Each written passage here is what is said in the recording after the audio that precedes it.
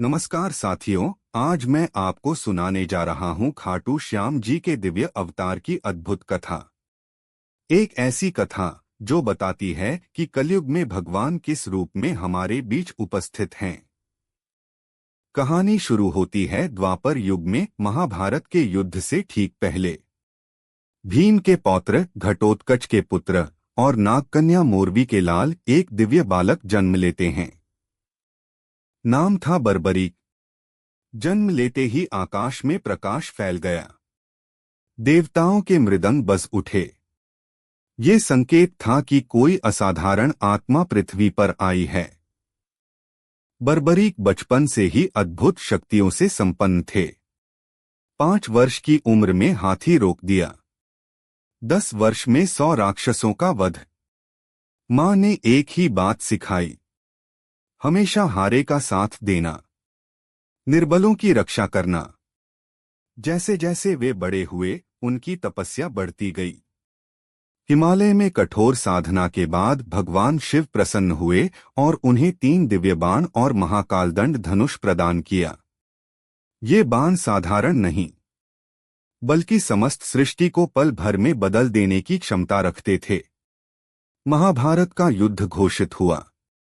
बर्बरीक ने निश्चय किया, वह युद्ध में जाएगा और वह हमेशा हारने वाले का साथ देगा।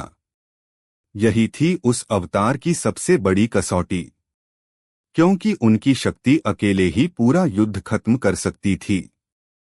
कुरुक्षेत्र के रास्ते में एक तेजस्वी ब्राह्मण मिला, जो वास्तव में भगवान कृष्ण थे। कृष्ण ने बर्बरीक की शक्ति की परीक्षा ली। एक पीपल के वृक्ष के हजारों पत्तों में एक ही बाण से छेद करके बर्बरीक ने सिद्ध कर दिया कि वे अतुलनीय हैं। और तभी कृष्ण ने सत्य बताया, वत्स, यदि तुम युद्ध में गए तो तुम्हारी प्रतिज्ञा के अनुसार तुम कभी पांडवों का, कभी कौरवों का साथ बदलते रहोगे। युद्ध असंतुलित हो जाएगा। अतः तुमसे मैं गुरुदक्षिणा मांगता हूं, तुम्हारा शीश।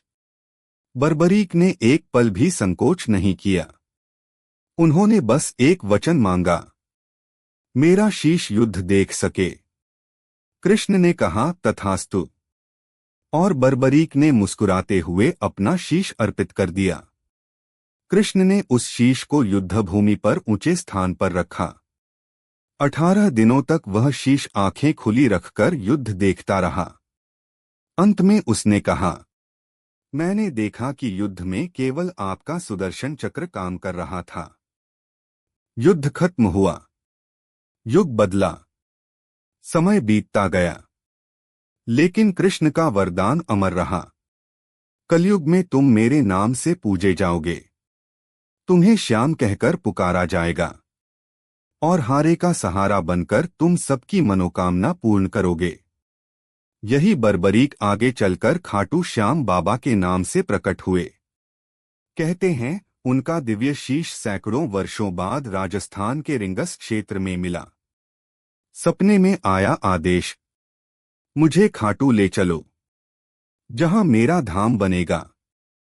और जब शीश खाटू पहुंचा तो वहीं रुक गया। वहीं श्याम कुंड बना, वहीं भव्य मंदिर स्थापित हुआ। उस दिन से आज तक लाखों लोग यहां आते हैं। कोई दुखी, कोई हारा हुआ, कोई टूट चुका, और श्याम बाबा सबकी सुनते हैं, सबकी झोली भरते हैं, क्योंकि वे वही बर्बरीक हैं, वही हारे का सहारा, वही कलयुग के कृष्ण।